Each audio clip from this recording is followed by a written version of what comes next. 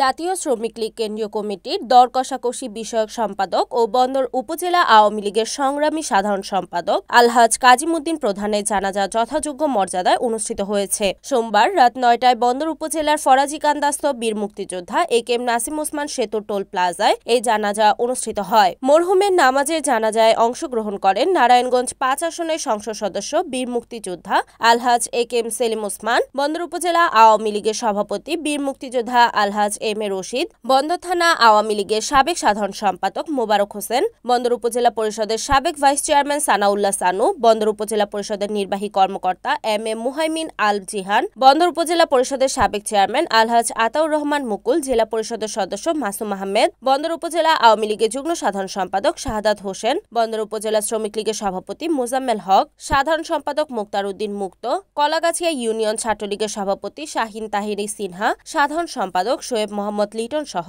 স্থানীয় এলাকার গণ্যমান্য ব্যক্তিবর্গ।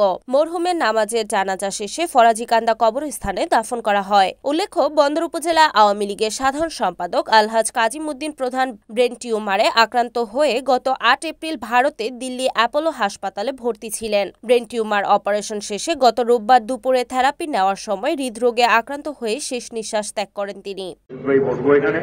যদি কারোর জেনার থেকে থাকে উনি কারোর কাছে আল্লাহর হস্তে এই জানাজার পরেই আপনারা বলবেন, আপনারা বলার পরেই তারপরে এই দাফনটা হবে।